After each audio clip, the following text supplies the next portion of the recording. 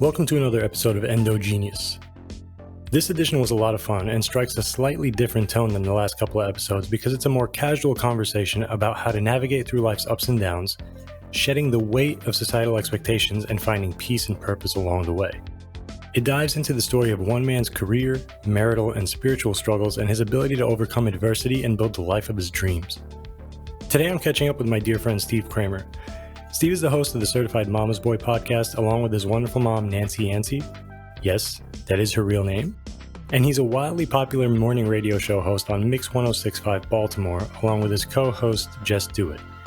Aside from all that, however, is the fact that Steve is one of the bravest and most resilient people I know personally. Steve is a big source of inspiration for me because his story of hitting rock bottom and having to rediscover who he was and rebuild his life more than once is one that reflects mine in a lot of ways, even though it also is not the same in a lot of ways. I talked to Steve about optimism versus pessimism, the elephant in the room regarding men's mental health, how Steve got started in media, his stint working at a credit union even after hitting it big in radio, his ugly divorce drama that crept into the workplace, getting fired from his dream job, how he was able to manifest the life he wanted, and the need to get out of your comfort zone to discover who you really are, and so much more. So without further ado, let's get on with the show.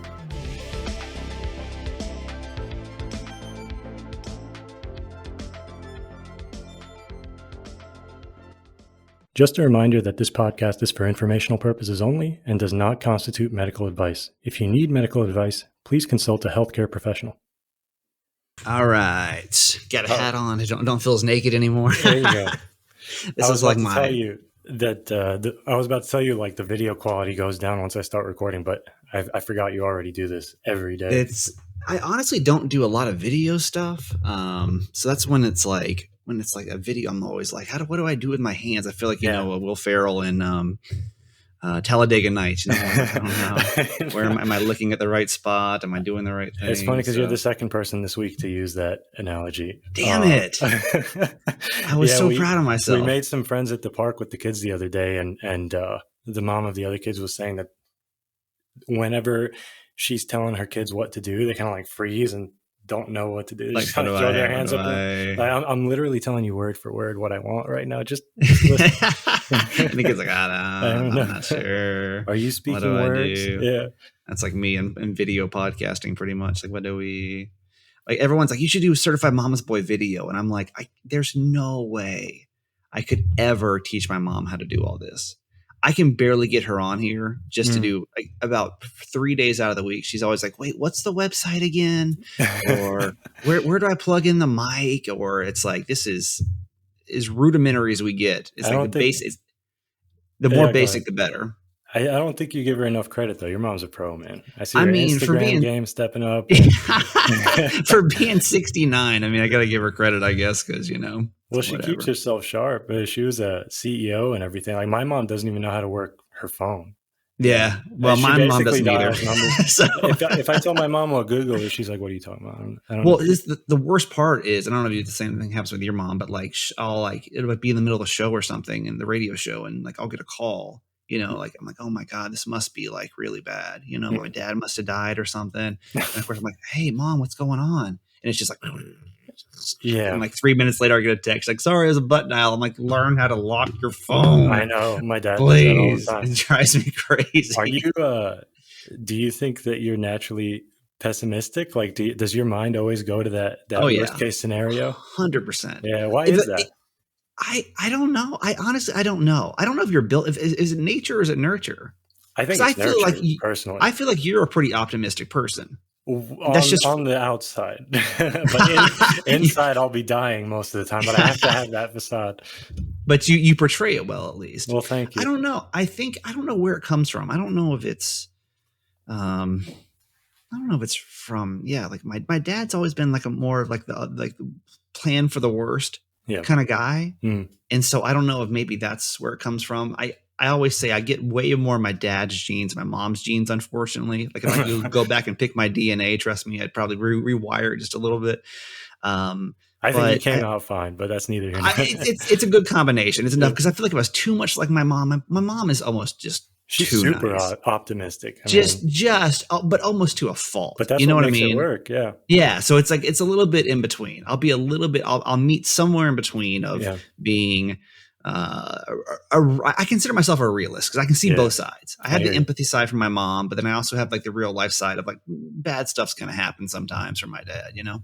Do you think that extends beyond optimism and pessimism? Like for me, because I consider myself to be the same way. Like Yeah. I have that optimistic side of me, but then also I had a really traumatic childhood, so I have a little bit of PTSD. Like certain Mhm. noises trigger me and things like that. If I get phone calls from certain people to this day, like it'll trigger a minor heart attack. You know what I mean? Wow. Like, Yeah. but I think at the same time, it makes me more empathetic, like you said, to people with different political views and just like financial views, social views, and things like that. Like I can understand where they're coming from, which makes it easier to have conversations with different people. I think we use our pain and our experience to Yeah. better understand the world. I think people that don't go through anything, like I look at some of my high school friends that never moved, never got a different perspective of life, still living in Georgia, and of course we all have our things. But I always say that one of my greatest like strengths has been all of my hardships. You know what I mean? Like if I didn't go through what I went through, I couldn't I couldn't understand. I couldn't grasp. I wouldn't be able to relate to, because I always said I literally had the easiest life anyone's ever had. Anything I wanted, I got up until about age 32. And like I literally had this perfect life set up, the perfect life, like everything that I like had envisioned, everything that I like worked for, 32 years, 3 decades of just like grinding away to get to this like ideal. And I always say that I got there and I always wonder, I'm like, why am I miserable? Mm. Like, I don't get this. Like, this is Dude, supposed, you know what I mean? did you listen to the intro to my podcast? No, is that Because is that what we're talking about this is today? literally, yeah, it's my story basically. But that's Yeah, that's kind of what I wanted to talk to you about today, is that experience. Because like our stories are very different, but in a lot of ways they align. There's a lot of similarities between them yeah, that kind of put us on the same path. Because you achieved a lot of success early on, but you right, had to face a lot of adversity even after you became successful, and had to kind of recreate yourself, which is right, which is a lot of the inspiration behind this podcast. Is honestly your story and how you turned that into a strength. sure, That's why I wanted to talk to you, because it's like yeah. there's nobody else that emulates that better than Steve. So Well, I think that I don't know that anyone shares it as much as people like you and I, and mm, that's the problem. Is I think we all go through this. The more that I share my story, the more I realize that people relate to the things that you and I say. Like just you and the way that you and I got connected. You know mm, what I mean? And then yeah, like we just instantly connected because we do have this like thing, and then of course we start sharing our stories, and then people are like, oh my god. And that's kind of the idea behind Certified Mama's Boy. Really, is like that true, authentic nature of life, and not just the sugar coated, because my life did look on the outside, it looked flawless. yeah, But behind the scenes, man, like it was messy. things were It was falling apart. messy. Yeah, And then it got really messy on the outside. is And that now so? it's like it's about the same on the inside and the outside. It's good. Yeah, It's like on a solid good level right now, you know? I think also it's still a little bit taboo for men to talk about those things, 100%. like for 100%. men specifically. Like I think it's more accepted for women, and it's changing now a little bit. That I think women are professionals, they've got their careers, so they also have to put on the show of strength. And but men, they're not allowed to be in their feelings. They're not really. We No. still don't feel our feelings, and maybe it's not necessarily that we're not allowed to be, but we're never taught how to cultivate that as a skill, and how to be introspective and kind of look at it that way. Which is why I think your relationship with your moms is awesome. But Well, I that think that's yeah. honestly to go on that idea really quick. I was taught. I mean, I Mm, was taught those things from my mom. I mean, that's really where like the inside me was, and always has been. That has always been this very emotional, yeah, introspective guy. But I think it's more of society doesn't want to let you be that. right. Yeah. Does that make sense? Oh, 100%. I mean, Because even if you're in the comfort of your own home and you feel like you can be yourself, once you're in the professional world, or once you're at school, and once you're among your peers, then you still have to shift that according to those expectations. You know what I Yeah. mean? Fall into that mold that we've created of what a guy looks like, a man looks like. And Yeah. it's funny because most of the podcasts I'm asked to be on really do come down to like mental health and like men's mental health. And I spend a lot of time on that because I see so many of my friends.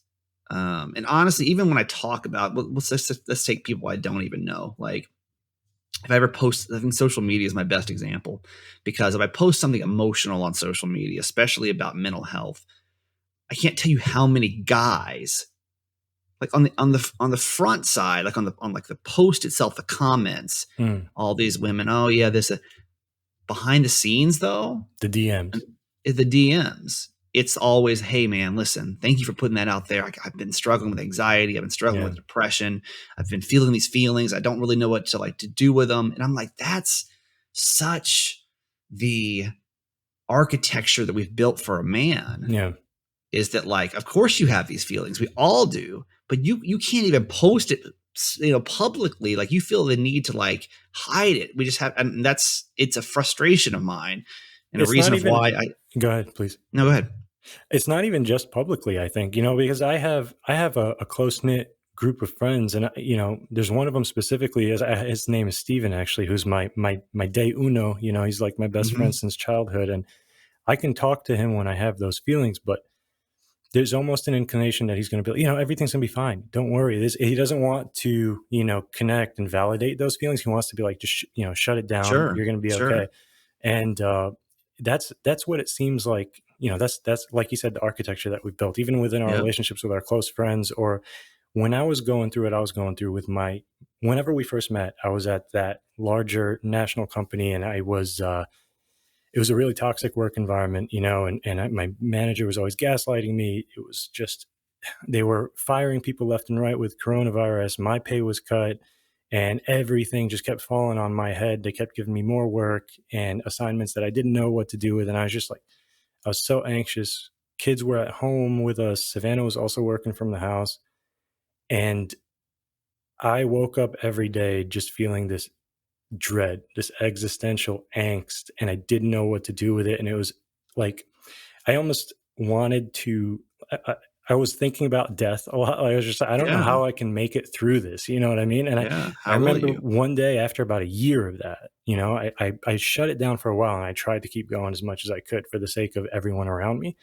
And one day I called my dad, and he's a boomer, he's old school, right? And he just doing the best he can. He was just like, everything's going to be fine. Like, it's just in your head. That's Suck the it same. up. It's the same thing. This is this Right, very typical response, and it was just not satisfying to me. And I was just like, I can't do it. He was like, what are you going to do? You can't leave your job. You need to make money. right, right. Nobody's Yeah, hiring. you're the man of the household. You got to Yeah, suck it up and get back to work. exactly. And he had the best intentions, and it's not like he was wrong necessarily, but I had to figure out a different way.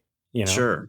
So what do you think that, and I don't know how much you've discussed on the podcast, on your podcast, but Mm. like what was your breaking point to where you're like, all right, and was it either I you actually, or was it the universe that pushed you in a different direction? I think that it was me. It was that I was actually just talking about it recently. I had a psychotherapist on Hmm. yesterday, in fact, but it was mainly that I realized I didn't notice it while it was happening because I had just put my Hmm. head down and started grinding for so long. So like I didn't go to college right away. I did for a Hmm. semester. I wanted to study film and TV. Like, I wanted to make movies. That's all I wanted to do. Same. Um, That was yeah, that was the original plan, dude. I really. wanted to get into FSU, but I was not. I couldn't even get into FSU. Is how bad my GPA was coming out of my SAT scores. So I that had was a the pretty original plan. Was it? I had a pretty Yeah. decent GPA, but like, like I said, I had a pretty hard childhood, and like I could escape into movies. So that was Yeah. my thing. I wasn't super popular in school and things like that, and movies were like a respite for me. And I loved them. I grew to love the process. And I went to kind of a bare bones high school, but they had a TV studio. And some of my happiest memories as a kid were in that TV studio, learning how to edit, learning how to operate the camera, and the crew that was in there all the time for like 2 or 3 years. So Yeah. it was fun for me. But my dad, being Middle Eastern, coming from a Middle Eastern background, my both my parents are physicians. they weren't having that. They were like, Right. it's science or You're a bust. doctor or you're a lawyer. Which one? And Your choice. You got two exactly, options in life. or engineer was Right. Or an acceptable. engineer. Yeah. But so, But and it's nothing funny. creative for sure. There's no chance, right? Nothing create. Well, it was like, well, first of all, you're not talented, so just get that out of your head right out of the bat. And the barrier to entry is so high. It's like the chances of you succeed. Like my parents, they're scientists, you know, so everything is like statistics and numbers. It's just like, sure, you have we zero pulled the chance. numbers. Yeah, virtually zero chance of ever succeeding in that business. So you need to figure out something realistic to do. And to me, it was like, that's the most depressing thing in the world. So I kind of like shut down for a couple of years. I was trying to figure out what I wanted to do. And I eventually succumbed, and I studied geology and environmental science. Ended up being, an energy engineer, and I check the box. Check the boxes, and parents are happy, so it must be good. I got married, had the family, and worked my way up the corporate ladder until I finally had to like the 6-figure consulting job where I was, middle to upper management, and I just hated my life. Like I was like, this isn't what I've been doing this for this long, and now that I'm here, I realize, I got to that point where I was just like, okay, there's no like real next step. There's no clear next step. The company that I had moved to was like, there's no upward mobility here. So now that I'm at this point that I've been working so hard to get to, I realize I don't want it at all. You know, and it took Savannah talking to me, and she literally asked me that question. She was like, why are you miserable? You have everything you want. And I was just like, that's a valid question. It's a great question. It's a great question because because I think we question the same things too. Why would we not be happy?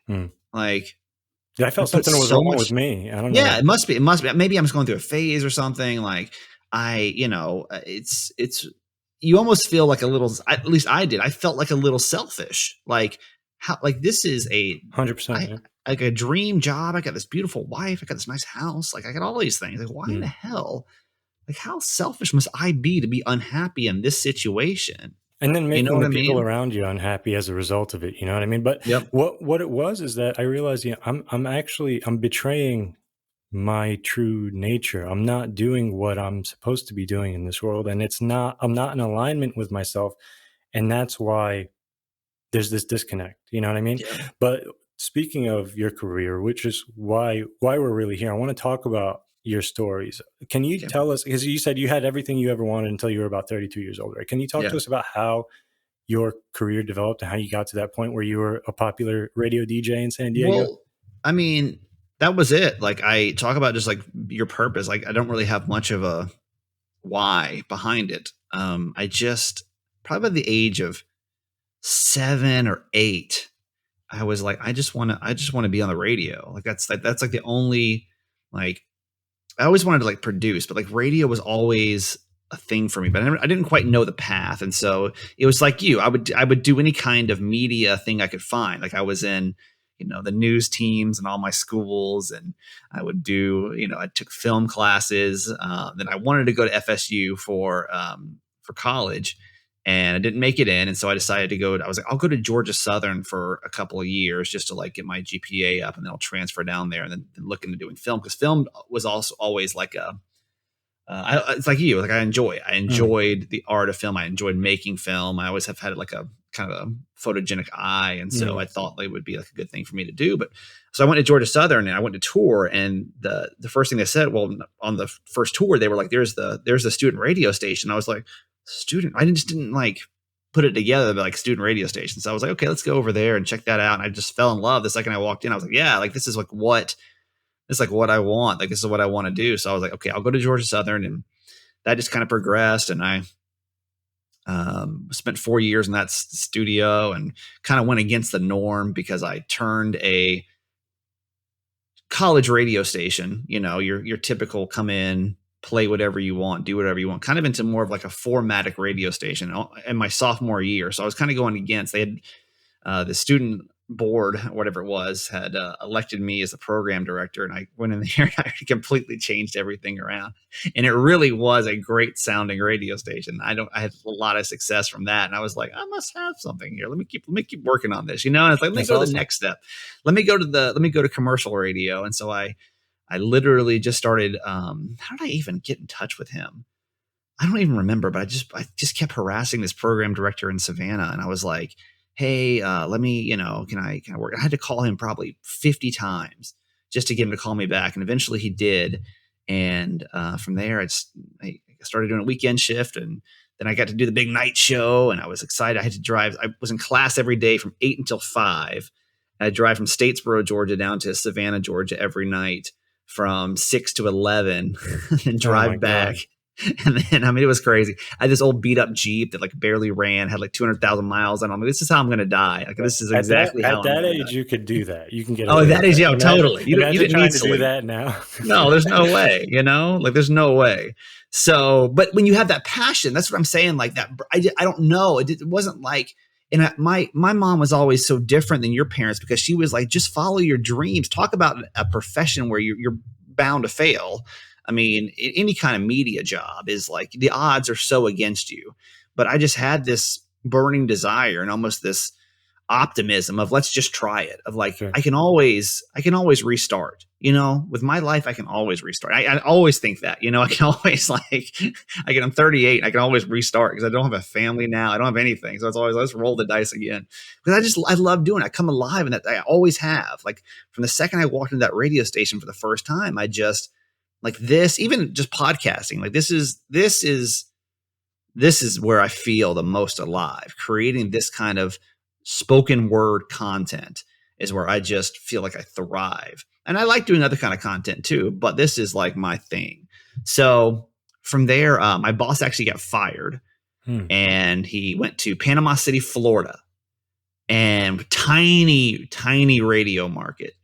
And I was in Savannah, which was like a still small market. It was a small market, but Panama City was a very small, like a tiny market. PC Beach is like, it's a vacation town. People are coming in. They don't know the radio stations there. Why would they care, right? So he was like, hey, I got a job in Panama City Beach. You want to come? I know you've always wanted to do a morning show. You want to come down here and do a morning show? And I was like, oh my God.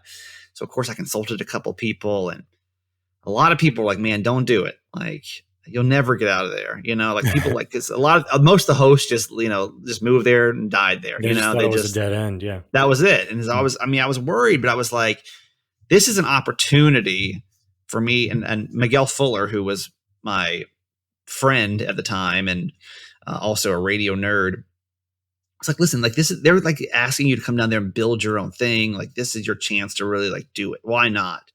And so if it wasn't for him, I don't think I would have gone. And so I did. It was just me at the time. And I literally packed up my stuff in a U-Haul and went down to Panama City. It was just me by myself, like the solo morning show, which is not what I wanted to do at all. But that's nerve-wracking, because there's nobody to bounce ideas off of or anything. It's just all nothing. You. Yeah. It's just me, man. So I was like, all right. So but something told me like, all right, let's like do it. Let's do it. And I went, and the show just kept growing and growing. And it took about 5 years to get out of there, but we eventually had built enough recognition throughout the industry to start getting calls from all kind of major cities. And like, we had our choice pretty much. We could have gone, I forget how many different big cities, but 4 or 5 big cities. And like, that was now my ego's on top of the world, right? Because I'm like, holy hell, I'm going to jump from Panama City, Florida to Tampa, Vegas, Philly, Charlotte, that's in the radio game, that's almost unheard of, because you have to kind of, move your ranks back up. We need to go back to Savannah now and prove ourselves there, and then move to, So most DJs, they're staying in one spot and kind of continuing to build their audience. I think, well, it's changed now, but back in the day, you kind of have to start small, prove yourself in a small market, and then kind of move up to a medium market, like a Tulsa or where else would be somewhere like San Antonio or something. San Antonio, Charleston, like somewhere like that. Then prove yourself there. Then maybe you get to like the big markets, right? But we just jumped basically right to like the big ones. Sure. And so that was, I was 28, man. I was on top of the world. Are you kidding me? Like, you couldn't tell me. You can tell me no. Like, I was the cockiest, could do no wrong person you've ever met, because I was like, wow, look at me, 28. I'm over here. I'm making 6 figures. I'm making, like, I'm on top of the world. I've got all these cities scouting me out. Like, I'm the man. So we decided to go to Tampa, because we really liked Florida. And so we were like, let's stay in Florida. My ex-wife's mom lived in Tampa. So we were like, it's got its perks, right? But we knew, here's the problem, is we knew the station we were going to was troublesome, right? Like it was in like 19th place. But you can't tell a cocky person that.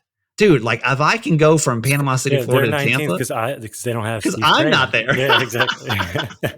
Wait till I get there. Yeah, I'll turn it around. Don't worry, because even in Panama City, man, we had gone from 9th place to 1st in about 2.5 years. So I was like, this is Piece what of I cake. do. Like, Sure. just let me do this, okay? 9 months later, we all get fired. No kidding. Oh my God. And that was the beginning. That was the beginning. That was the best thing that's ever happened to me, though, because that was like the wake-up call that maybe I didn't know everything.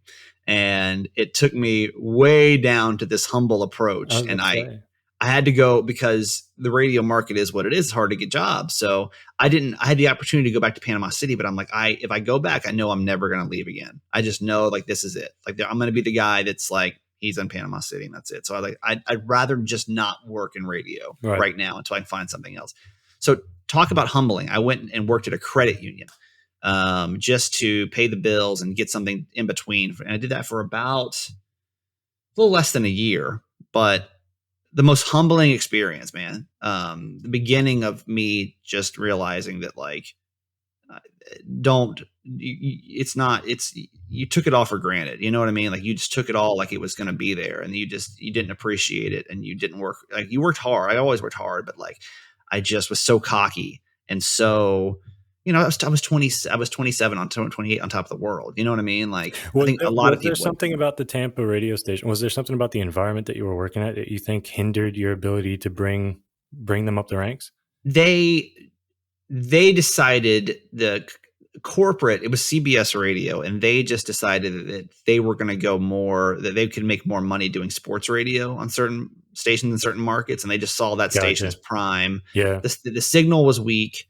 And it was one of those stations where they were like, people will seek out sports radio, versus we were on a pop station, which is like, we had all these other huge pop stations around us that were, there's too much competition.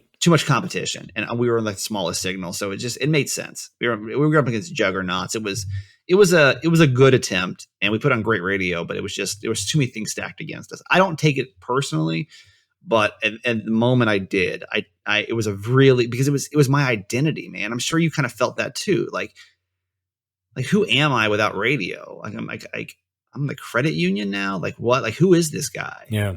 Like, everything that I held close to my identity was stripped.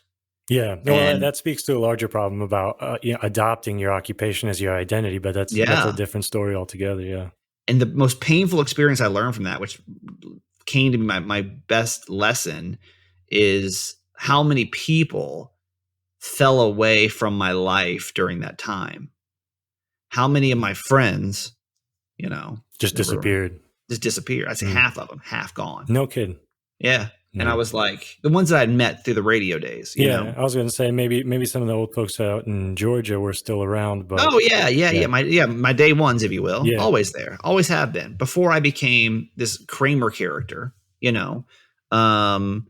were all there, but all these people that I'd met as this facade of myself were not, they were there for that. They were there for that guy. And I wasn't that guy anymore. And that was so terribly painful at the time, because my ego had been so big, placed onto this job and this role and everything else. And it really did humanize me.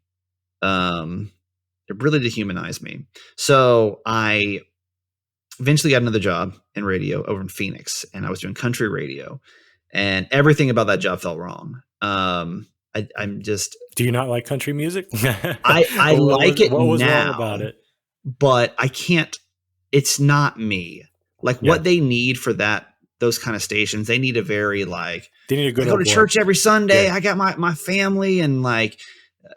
They don't need me. Which is fine, but it wasn't your innate personality. Me. Yeah. It wasn't me. You know what I mean? So I had a really hard time, because I do try to be, and I think that the experience of getting let go made me even another level of authentic, because it did give me a different side, different perspective, right? And kind of get to know myself better. It gave me time to like kind of regroup. And so I was just having a really hard time with it, because I felt like I had to almost play this character of this like cowboy, and I didn't like it. I didn't like it. So oddly enough, my contract's coming up, and I've been there for 2 years in Phoenix. I'm like, nothing's really vibing right. I'm not really feeling like connected to the city. I don't really like my co-host. My boss is driving me crazy. It's just you know, probably similar to how you felt. Yeah, Where it's like, yeah. there's no reason for me to be here right now. But the money was good, and you know, I was kind of still beat up a little bit from not having a radio job, so I'm kind of scared. Were you a little bit apprehensive to maybe make another jump and start looking elsewhere? Well, because again, I don't like moving around. Like, it's not my preference. I don't know anybody that does. You know what I mean? Fun, yeah. Like, restarting is not my thing. Like, some people, like my ex-wife loved it. Like, she loved kind of restart. I don't. I want a nice, stable life, and it's everything that I've had. I mean, everything but what I've had, you know? So, but something like this is the first time that I've ever done this, man. This was so like telling that like maybe there's something else going on, because I wasn't really a spiritual person. I kind of lost any kind of spirituality in my life. I grew up Christian, and but like through my 20s, I was God. I was my own God. I didn't need a God because I was him. So it doesn't matter. But I kind of lost. I just didn't really have much basis of any kind of spiritual or, you know, something out there else other than us life, you know? And I remember I went home, man, and I was a couple of weeks away from my contract being up. And I remember laying in bed, and I was like, universe, I don't know what you want from me. I'm not sure what you want from me. And being a guy with anxiety, the worst thing that I can do right now is to walk in there tomorrow and tell them that I'm not going to re-sign my contract for the next 2 years. They'd offer me a contract. It was kind of a BS contract. And I knew that I'd lock myself in for 2 more years somewhere I didn't want to be and anything I wanted to do. I was like, but I'm going to trust you. I'm going to trust that like you've got something in store for me. And that's it. Went to bed, walked in the next day. I didn't have a job lined up, anything. I said, listen, I'm not going to renew my contract. This is 30 days out now before the end of my term. So you had almost no time to figure out your next. No, I had literally no plan. I had literally no plan at all. I had no other opportunities. I just knew that my soul cannot go through 2 more years there. You know what I mean? I know exactly what you mean. Yeah, I couldn't. I couldn't. You know that feeling. Yeah, it's the same thing you felt. I think it's interesting too, because you had that gut feeling, you know, and I've always followed my gut instincts, despite the fact that most decisions I've made were facing a lot of opposition, and just a lot of voices shouting down at me saying, this is stupid, don't do it. Yeah. But I've always done whatever I thought was best, and it's always worked out. Right. But when I got to the point where I was that anxious that I was describing earlier, I felt that I couldn't trust my gut anymore, which is what kept me there as long as I was there, you know? Right. But finally, after having enough conversations with Savannah and getting her on board with me trying to figure out something else, because you have to have that kind of communication. You know, you can't just operate on your own, especially when you have a family. But I was like, okay, like same thing as you. The universe is telling me something. I have to make a change, and I followed my gut, and sure enough, it worked out again. And that's it. And that's like the biggest thing that I've learned through all this stuff is like, just trust your gut. So I literally, dude, so I'm sitting here, I got 30 days, and we basically agreed. We were like, okay, I'm not going to get like terminated, but I'll work without a contract. But what that basically means is they're looking for my replacement at this point. And I knew that. I knew my clock was ticking. It may not be 30 days, but it's no longer than 90 for sure. So 2 weeks later, I randomly get a message from my now previous co-host on Facebook. And she's like, hey, I don't know what's going on with your contract right now, but she randomly stumbled across an article that was written about me back in 2011. And this is now 2015, randomly. So she doesn't remember how she ran across it, talking about something about me. And she then looked up my stuff because she was in the search for a co-host at the time. And she was like, hey, I heard your stuff. We're about to hire another guy tonight. Actually, we're about to head to dinner. and I hired this other guy. She's like, but I really like your stuff, and I think that we should, if you are interested, I need to know like now, and like I'll put a stop to this to this dinner tonight. No interview or anything, just nothing. Yeah. Just like if you're interested, like let me know, because they were literally about to hire, like they had another guy in place, like it was the plan. And she's like, but I think your stuff's really good, and I feel like we would be amiss if we didn't talk to you. So that was on like a Tuesday. That Friday, they flew me out to San Diego. We did a test show together. I was there for like 3 hours, came back the next Monday or Tuesday. They were on the phone with my agent and like working out a deal. And like within a 2-week span, man, like it was done. It was a done deal. That's great. And it was almost just like, this is where I'm supposed to go. Like, this is where this journey's supposed to, because it lined up too perfectly. It was like you manifested it. It was like, it was exactly what I thought. I was like, I didn't really have anything in mind, but I said, listen, the universe, like, take me where you need me to go. And this was this is not how it goes. It doesn't just go, somebody stumbles across an article about you and then ends up just being like, we'll like stop the hiring process for, you know what I mean? It was just too crazy. It's so almost I was like, when you relinquish that control, like you're holding on and you're trying to control every aspect of your life. And then you finally let go and say, do with me what you will. And that's things what I fall did. into place. And there we go. So then we're in San Diego, man. And like, it was a great for almost 5 years. And, but like you, okay. So like you, it's about, this is San Diego was my favorite and least favorite time of my life. It was my favorite because it's where I really figured out who I was. I obviously went through my divorce at this point, which was extremely hard.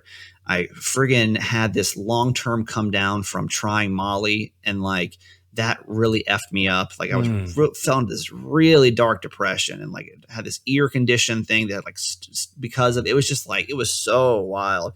And I was alone, and like it stripped me down to my absolute core, where I thought, I wanted to die. I can't tell you how many times within probably a 3-month period that I wanted to kill myself. I kept hearing these voices in my head of like, kill yourself, like, and then every day having to like put a smile on and go do a radio show. It was such this counteracting life that I had, because I had to go smile and laugh, but then I'd come home and I'd be so miserable. But it stripped me down to my absolute core. Like everything that I had or thought I had or want, like everything fell to the absolute ground. And I've never felt more vulnerable as a person than I did in those couple of months, because I really like get to the point where you want to die.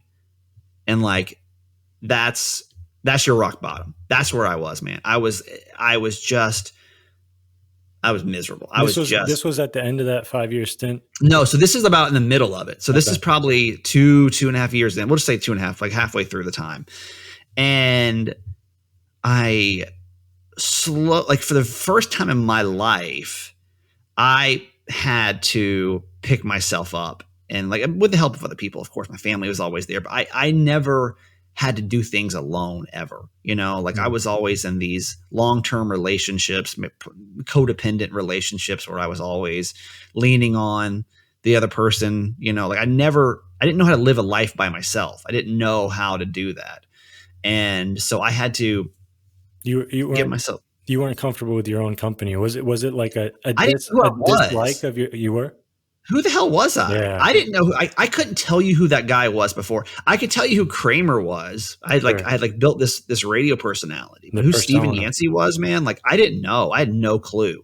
I had no and that was like so scary for me. When my wife left, which was pretty much my identity, was my marriage, my own personal identity. I had my work identity, and then I had my wife and like my married identity. But when that was gone, I didn't have much more, man. Like that was it. That was my life. That's all I knew, was marriage and work. And so it was scary. I was out here in this world, like no idea like what to do. So I leaned a lot on work, but I slowly but surely, this is when things are still good at work, but I slowly but surely started building my identity of who I was, who Stephen Yancey is, without the work, without the wife. Like, what did I like to do? I couldn't even tell you. I couldn't tell you my hobbies. I couldn't tell you what I like dude, before this time period, I was the biggest meat eating. Like, I mean, the idea of being a vegan before this time period was like, nobody would have ever guessed. Nobody would have ever guessed. Didn't work out. I was overweight. I was probably like 30, 40 pounds overweight. Like, I just had no idea who I was. And slowly but surely over those couple of years, I had to like kind of figure out who Stephen Yancey was at his core. You know, like, who am I with, what do I like? What do I like to do? Who do I want to see as a partner? Who do I want to date? Like, what other than work, what gives me life? Go ahead, please. No, I would say I spent those 2 years like kind of figuring out by myself, minus work, because I you know, like, who am I? How are you able to do that? I guess because that's the biggest difficulty. I had the same revelation. I was just like, I feel like I knew at some point when I was a kid, like really, really young, before the troubles started, who I was, what I was interested in, and things like that. And you just lose it over time. And how do you get back to that place? You know, you find it. You find it. I mean, that's what I had. I had to literally find that place. Were you just trying new things? And it was trial and error. It was trial and error. It was literally, do I lie? I'll try. Because you almost have to go out of your comfort zone a little bit. Yeah. 100%. And and like, you have to like try something, and then does this speak to me? Like, is this true? Like, because like I don't like, before me, I'd party all the time. Like, I don't drink anymore. And like, who is that guy? Like, who the hell is that guy? That's the guy that just said, hey, let me try this and see what it feels like. And it felt good. And so anything that felt good, I kept. And if it didn't feel good, I let go of it. I had to like really stop thinking about what does society want me to do, and feel like it was the same thing as we say like with our parents. But I kind of felt the societal like, oh yeah, like, how in the world would I be able to go to a party and not drink? Like, what would people think of me? You know, it was always like, what would the people think of me if I did this? It was, I built this like self-image around what people would think about how I looked, you know, like, even going back to my marriage, like, I can't believe I married my ex-wife now because of who that guy was. But that guy that married that girl was filling that void of, this must be what I need. This is what will look good in society. I've got this hot wife, and I've got this, and it'll look good on the outside. And who cares? Who cares on the inside? Because I didn't know who this guy was on the inside. Right. I had no idea. So he was just kind of walking around aimlessly, listening to societal cues and emulating that, and not really truly being authentic to, because I didn't know how to do that. I had too many voices. And by being stripped down, I remember, dude, it was January of 19. I remember sitting in the bathtub, and you love your bath. I did. I mean, that's a normal thing.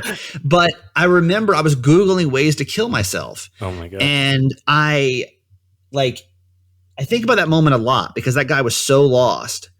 And I now, through the course of everything out that I've had to go through over the last couple of years of kind of rebuilding Stephen, that I don't think I could ever be miserable again, because I'm truly being my authentic self. I'm tired of like these societal norms that felt like I had to fall into, which is tough. I think even harder when you're in the public eye, because society then expects even more out of you. But I don't care. Yeah. I just don't care. And I've never been happy. When you made that shift, you know, you were a public persona. How did that affect the way your listeners looked at you? And, you know, even before that, I want you to answer that question, but even before that, how are you able to shut out, you know, for people listening, if they're listening in and they're like, yeah, I can tell I'm not being authentic. I'm not being true to myself. I'm still listening to these societal cues or doing what my family expects of me versus what I actually want. How do they shut those voices out and be confident in doing that?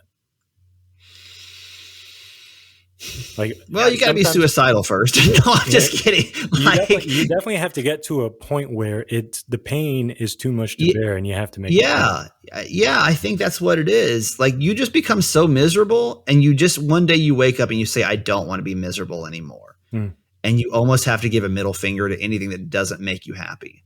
And and you lose friends over it, and you make your family unhappy at times, and it's scary. It's really scary, because some of the conversations I've had have gone like, I'm sorry that what I'm doing makes you unhappy, or what Makes I'm you doing it uncomfortable. makes I'm you sorry for that. uncomfortable. Yeah, Yeah. exactly. But this is what makes me happy, and it's fulfilling my needs right now. So I'm And I going don't to know do it. about you, but like, I don't know if your family kind of raised you to kind of be a people pleaser, but I was always a people Oh my pleaser. God, 100%. Yeah, You know, it's just fall in line. it's always been kind of for the greater good of the family, and everybody, and this is true still to a degree. We have to make sacrifices for those we love, and Yeah, we have to make absolutely. compromises and stuff like that. But I feel like it was to a higher degree than was healthy in my family growing up. Absolutely, because it becomes like a runaway freight train. Because we start to get the positive affirmations by falling into line, and it feels good because we're making people happy and we're getting Yeah. that positive reinforcement. Yeah, and you have Until to one turn day, to that internal motivation. You have to get that intrinsic yeah, motivation. Whenever it's all external praise that you're doing things for, that'll only get you so far. Eventually, that's not going to be that's so enough. far. Yeah, You're going to eventually be miserable. And I think what happens, man, in your 30s, if you're like you and me, is we just become miserable. yeah, And again, on the outside, I had it all. So it didn't. Nobody would have thought any different.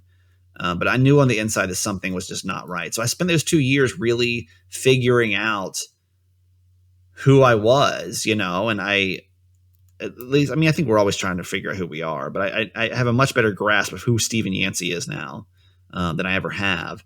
And so, talk about the universal shift. So, the last 6 months professionally over in San Diego, um, the weirdest things happen to me professionally. Like the weirdest situations that like just what? made putting well, so like my ex-wife, this is like the beginning of the end for me in San Diego. Was my ex-wife showed up, and I'll try to sum this story up because it's a very long drawn out story. My ex-wife showed up to a radio station event, and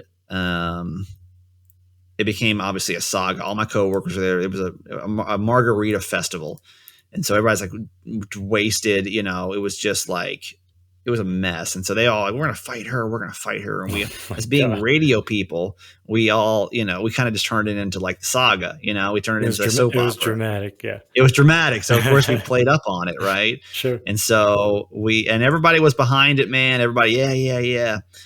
Until we found out that because we were like, why? Because she showed up with a guy that she had an affair with me.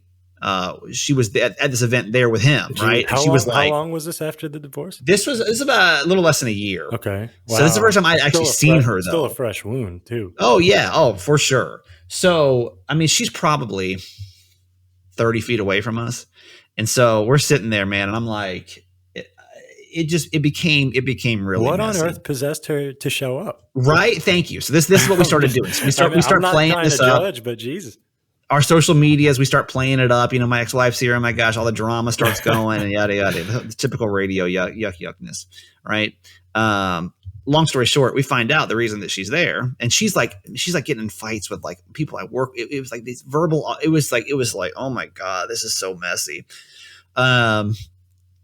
And come to find out that the reason she was there is because her boyfriend's brother was actually the head of the festival. We were just the media partner. Oh, But we didn't know any of this. We had no idea. goodness. So after we had like made this big production, the Monday morning comes around and the guy's like, what the hell? Like you got in a fight with my brother-in-law's girlfriend. It was like, oh, What a now mess. I can tell you at that point, did anyone have my back? They did not. That's when everyone was like, we should do this. Even and though this they and this. were all encouraging you during They the were event, all, dude, everybody was behind it Everybody- until we were about to get in trouble. Then everybody was like, whoop. they were And ready so I to had throw hands, and then suddenly were ready. Yeah. They were ready. They were going to go for it. And like, they were like, yeah, we should talk about this on social. We should talk about this radio. They're building it up. And the second that we got in trouble for it, they were gone. So that was like the first weird, like, what are the odds of that happening? Right. Then some other things I haven't really talked about were happening behind the scenes, but I was getting this same thing that you were feeling. I was miserable because I felt like this company wasn't supporting me. They were constantly just like coming after me for the stupidest things. And we're like the Margarita Fest thing. I get it. And I knew I had to take the blow for that one, but little things that like I wasn't doing, they were like coming after me to a point where I was like so resentful of this building and I was just unhappy, but I didn't know I wasn't quite sure what to do with it because I enjoyed my outside life, but work life, I was like not happy at all. But I'd finally built this life, spent 2 years kind of cultivating this life that I really enjoyed, So I was kind of balancing this life back and this idea back and forth of like, what do I do if I'm personally happy but professionally miserable? Well, so many things had happened where they were coming after me for stupid things that when budget cuts came, they cut me in January of 19, 20, January of 20. Right before the pandemic. Right before the pandemic, right? So it's like it was a blow though, because I just did not see it coming. Like, even though I knew they were coming after me for little things, I was so successful there. I thought there's no way, there's no way they could cut me even they wanted to, That ego started creeping back up a little bit. Okay, there it was, right? Like there it was. There's that same thing. But again, like I didn't. It was like so. It blew everyone's mind. Like it blew everyone's mind. But something, and because I haven't talked about this yet, something super shady went down, and I had to call them on it. And the second I called him on it, man, I was a sitting duck, and I knew it. But I had to make a choice, and my choice was: do I sit here and let them keep doing really crappy things, or do I try to protect myself and be honest? And my honesty lost me my job. That's typical in the corporate world, unfortunately. That soured a lot of relationships with me in the position that I was in as well, because I'd come from a different place where they operated much more ethically, and I was like, y'all are doing this wrong. It's hard. It was tough to even to muster up the courage to say it. And that there's going to be retaliation, but I had to. Yeah. But then at some point you have to. At some point I got to a point where I was like, you guys have the complete wrong image of what's happening right now. And I remember this meeting, man. I was sitting in this meeting. And I'm like, I don't think I should say this, but like I feel like I'm being pushed in so many weird directions. The only way that I can clear this up is if I tell them the truth about something that happened behind the scenes. But I know the second that I report this, it's going to be, and I even told them, like, listen, I don't want drama. I don't want drama. I don't want it. But here's the truth. Here's what's actually happening behind the scenes. And this is what you should know that happened. And the second I did that, man, they were just waiting for the opportunity. My days were numbered in hindsight, Like I thought it was my way of like saving my job, of being honest. Here's the truth. Here's the honest truth. But I decided to be honest, and it was embarrassing. And like, there's a lot of weird stuff that was going on, but I had to be honest about it. And that was it, because even though I did the right thing, and I was, because I've been through a lot of therapy about this, man. And I was like, it messes you up when you're honest and it screws you. That messes you up. Yeah. It really makes you question, like, what are we doing here then? Right. It happened to me even before. So I talk about that job where I, eventually was just on the brink of suicide at some point because of how miserable I was at this job. But the job before that, I actually loved working there. Yeah. And it was a small company. Like I joined them when they were just starting out. They had been in operation for like a year and a half. They had one employee. I was the second hire, and we built it into this big consulting firm. And when they would ask me my honest opinion about things, like every time I would give my opinion, I was honest about it. And, some of the other guys, some of the other folks that worked with me, we would talk about it behind the scenes, and they would all agree with me. We were all kind of, we had the same thoughts about the way they were operating, what we disagreed with management on. And when it came down to it, during performance reviews and things like that, when they would ask for that feedback, I'd give them honest feedback, and everybody else was like, nah, y'all are killing it. You're doing great. Just keep doing what you're doing. So everybody kind of like fell back, and I was the only one that was honest. So it seemed like I was this troublemaker when in honesty, I was just giving them the best, information that I could to the best of my knowledge. And I thought I was being helpful. And I faced retaliation for that as well. So it's happened to me in multiple environments.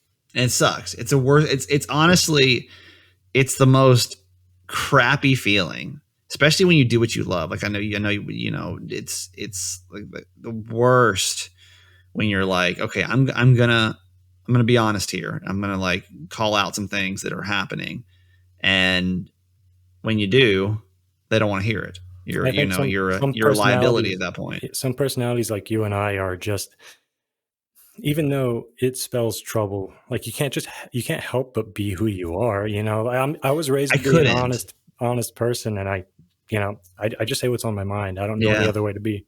I know. So I thought that was going to actually clear things up, but by clearing it up, it became a liability. And so it cleared you up. I was budget cutted conveniently a couple months later. So, okay. But honestly, that's where Certified Mama's Boy came from, was why I was, that's when, because the second that I got let go, I was highly, highly scouted. And that felt really good because, of course, you're like, well, is anyone going to want me? It's kind of getting broken up with, it's like, is anyone going to want me anymore? And I was highly scouted.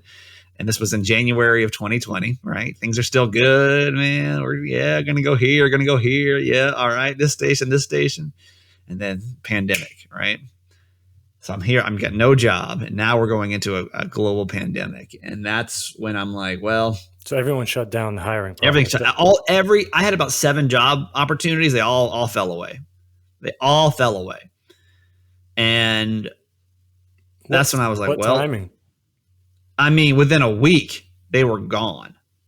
I mean, it was March. It was March hit, and then they were all like, "Well, we can't press forward right now." Everything fell apart for everybody. But when you already don't have a job, man, like it's a real, especially in a really just hard industry. It was so scary. So I was like, "Well, it's not going to happen anytime soon. Let me start this podcast." And I don't know. The podcast was kind of one of those same things, like when you get an idea and it just like lights you up on the inside. Like I was sitting at my kitchen table one day and I was like trying to brainstorm ideas for podcast. And I was like, what can I do? What's going to be different out there? What's really, am I going to enjoy doing? And I was like, what if I did a podcast with my mom? Like what? Like it seems so crazy. Well, she was helping you get through a lot of that. She was. So that was, times, she was always this moral support. And I never really used her on the air before, but what I did was she would always send me these text messages. And so I'd screenshot them and I would, I'd post them on my social media and people loved them. It became like a thing. And so that's when I was like, that'd be kind of cool to put that into podcast form.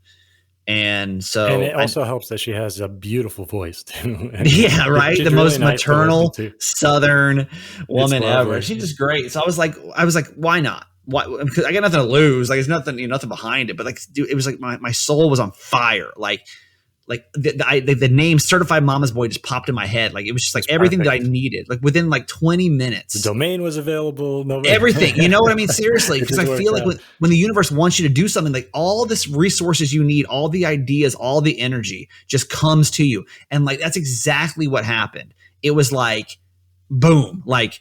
Here it is. Like, this is what you need. Here's your tools. Here's who you need to talk to. Here's the, here's where the graphics going to look like. I had in my head the visual, like the logo was going to look like. Within like 20 minutes, the idea was done. It was done. So I just literally just laid out what I felt like the universe gave me. And I had a lot of great people around me that were helping me get there. So I don't ever take full credit for anything that I do because I feel like it's amazing people that I have come in contact with that have helped me along the way get to where I am. But I always feel like it's this internal drive that helped me get to these people, that helped me want to build these shows. It was the drive, it was the desire, like you said, but it was also the action that you took. I mean, you knew what steps to take, or at least you formulated a plan and you tried to follow it to the best of your ability. And that was it. But the plan, it's almost like I had no option. Yeah. It was almost like it was almost like, hey, well, like it made it a lot easier that you didn't have a job at the time, right? Like, what else were you going to do?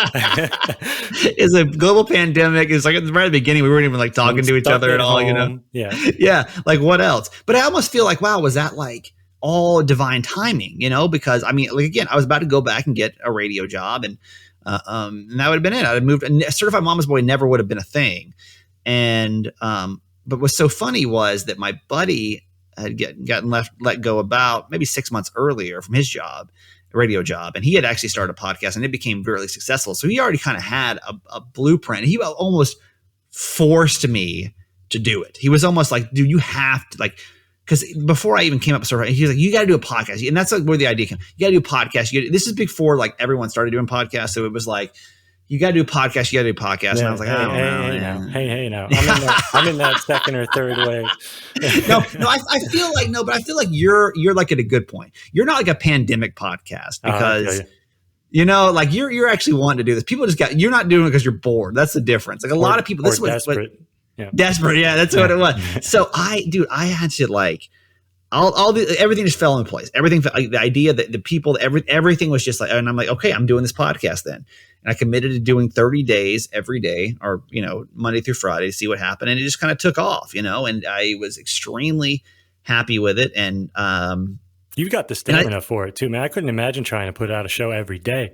I mean, maybe I could, but it's what I did is what I was used to. What I was comfortable doing was producing a show every day, and so to me, it just kind of felt like I was almost had like my normal routine back in a sense, and so it felt good. I mean, it had a lot of doubt in there and a lot of self-doubt because it was completely different, but I feel like working on something new too, like a new project that refuels you. There's a fire under your ass. It was the most alive I've felt professionally ever. Like, because it was mine. It was mine to be creative, like 100% creative with no one to answer to. And I felt alive. And so we built this podcast, and it's done well for itself, and that was really exciting. Don't be modest. You had 100,000 downloads after like 2 months. Or less. I think it was 1 month, but it's fine. It's fine. We're not okay. But it was it's done very well for itself, and I'm extreme. But listen, it's not because of me. I mean, I'm a very small part in the project of Certified Mama's Boy. It's because I got a lot of amazing people that kind of came to listen. I mean, it was really, it all worked out. It all worked out really well. I'm extremely proud of it. And more than anything, it's a great keepsake for me. I don't know where it's going to go. I still don't quite know what I'm doing with it. I'm doing it. I don't know if it's ever going to be my professional identity, it's my full-time project. The thing about your show though is that it's a great place to go and listen to real stories from real people, and you guys offer great advice, but at the same time, like, we're laughing and we're learning. So it's a really fun place to be. Like, I love your show, and I'm not just gassing you up. It's a great show, honestly. Well, thank you. Yeah. I appreciate that. So even if you're saying you don't know what you're doing with it, it certainly seems like you do. It's fun to produce. It's fun. I just don't know. What's so funny is, like, I keep this going. Now I go back to the universe, and I'm like, is this like the full-time gig? Because now I'm doing 2 full-time gigs. And so can you just give me one or the other, but talk about like the universe aligning itself. So I lay there in bed, man. I spent a lot of time in bed after I got let go. So I was like so blindsided. And I remember I was mad at radio, and I was just like, this is disgusting. And like, I don't think I want to do this anymore. Like, I don't really want to do radio anymore. I felt so just sick about the idea. And I said, the only way I'll do radio anymore is if I can go to a situation where I can pick my own co-host, I can get X amount of money, I can work with a boss that's going to do X, Y, and Z. I mean, it was kind of these like I only go back to like a dream scenario, which I almost was my way of like getting me out of radio, because you set these impossible conditions. They seemed like they were impossible. Yeah. It was like, there's no way this will give ever. Me all of these things. No, there's no way. But I was like, but this is it. Like, this is, and knowing who you are at that point, I was like, I'll only want to go back and do this under these circumstances. But there's no way it seemed like it'll ever work. So that's a good way for me to kind of say goodbye to radio. It's not like I'm really like retiring, but it's almost like nobody can meet the standard that I want to work at now, because I've done enough. Like, I'm tired of working under weird conditions and this and that and that. Dude, I swear to you, within a couple of weeks after that, if I don't get a call from Baltimore and they're like, hey, do the show you want, bring who you want. Here's the dollar amount. like, what? Did they ask you what you wanted, what your salary was going to be, or did they offer you? No, not at that point. Not at that point. But throughout the course of like probably 2 weeks, we figured out like that was the exact thing that I kind of said, I'm not doing radio again unless I get this, and this. And like moving to Baltimore, Maryland, it seemed like, because I was so happy and I loved living in San Diego. I loved it. It would be like, I loved it. It was other than the price tag on the cost of living, dude. Yeah, okay. Like, let me tell you, when that is a big downside, though. If we're gonna, this is no flex, but like when you got a mortgage that's $4,500 a month, like you got to figure something out fast, So I was like, I kept seeing, I was like, I got 6 months because my severance was 6 months. And I was like, I got to figure something out fast. And literally, man, like as that severance ran out and I built Mama's Boy, like that's when this opportunity opened up. And it was like everything that I had been like kind of said, I'm not doing it unless it's this, and this. And then there it was. Bring Jess with you. Because I love Jess. I think Jess is one of the most talented humans on the planet. And I, do the show. We will not get in your way. You can creatively do what you want to do. Here's the dollar amount that we have. That dollar amount, honestly, man, was $3,000 less than I'm not going back for. And it was almost like, now you're messing with me. Universe, now you're messing with me. Like, we're not going to lose this over $3,000, are we? You almost starting to look for a fault in something. It's like, what? Yeah, that was going to be it, man. That was going to be it. So I kept trying to fight for a little bit more because I'm like, universe, you really want this? but again, it was just all these things that I said, like, but that's where you have to almost take it, because I'm leaving San Diego where I felt the most at home in my whole entire life. I had built my life back. I had my group of friends, the first time in my life where I felt like connected to people and like a city. But I was like, if the universe is willing to do this for me, no, dude, one other show went into radio and went into place in 2020. One other show. Nobody else in morning radio had a job in 2020, post-pandemic, from the start of the pandemic, other than me and one other guy. And I'm like, this is where the universe must want me to go.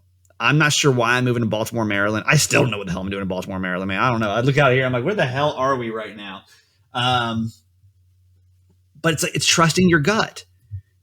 My gut was, and like nothing about moving here felt wrong, uncomfortable, strange, anxious, other than like just unusual, right? Like I did not expect this, but for some reason it seems okay. I could never have written this chapter ever. Professionally, I've never been happier. Professionally, I've never been happier than you seem really happy at that show.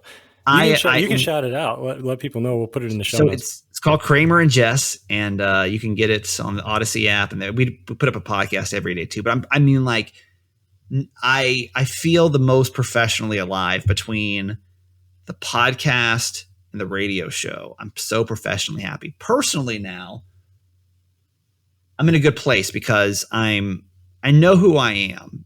And even though I haven't made a good group of friends here yet, I know exactly who I'm looking for. I know the exact kind of people that I blend in well with, and I know exactly. And that was like the 2-year training that I kind of did, that I kind of fell into. So to sum up this extremely long story, my faults, my downfalls, everything that's happened that's been really crappy in my life has always rebounded on the other side to create this life that I never could have. Like I never thought at 38 I'd be sitting in my guest bedroom in Baltimore, Maryland, talking to you. This is not the life I planned, but this is the life that feels the most authentic to me right now in this moment. This is where I feel like the universe wants me. This is what it wants me to be doing. I feel like I'm in the flow of where I'm supposed to be, and I'm the most authentically me. And even though it's uncomfortable sometimes, it never feels wrong. It never feels wrong. Every day I wake up and it feels right. And it doesn't, there's that anxiety, that depression, man, like, no. No longer there. That's beautiful, man.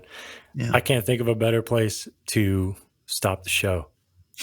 No, honestly, I've wasted an hour of your time. I think that was supposed to be a short question, but I wasted it. That was an awesome hour, man. I'm glad you went into it in detail, but there's so much more I want to talk to you about. So this isn't the end of Ahmed and Steve. We're going to keep doing this. Please. Yeah, but we're going to end on this note for today. Maybe we'll really quick. I also want to be your earliest podcast guest, because I know when you listen to this podcast, it's not going to be early, but this is the earliest time I've ever recorded a podcast at 6 o'clock in the morning. So I appreciate you being accommodating with my schedule, because I'm up at 4 every day. This is nothing. The first idea I was like, hey, we both do 4. You tell me 4 and I'll be there. So when you said 4, you were like, I'm available after 4. I was like, my man.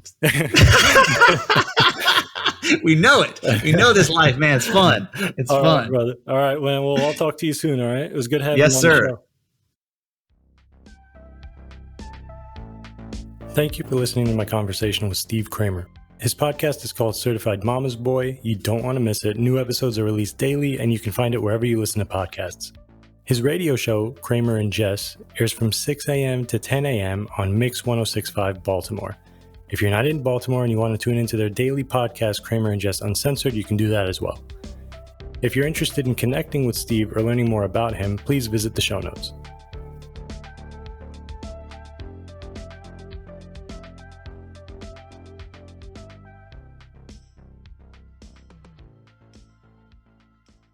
If you haven't done so already, I'd be so grateful if you take a minute of your time and leave a review on Apple Podcasts or wherever you're listening. If you have done so, thank you. Also, if you enjoyed the episode and you have friends or loved ones that you think would get something out of it, please consider sharing the episode with them. Last but not least, the purpose of this show is to explore strategies and techniques to improve our lives and assist our efforts at self-mastery. So remember not only to listen, but apply. Until next time.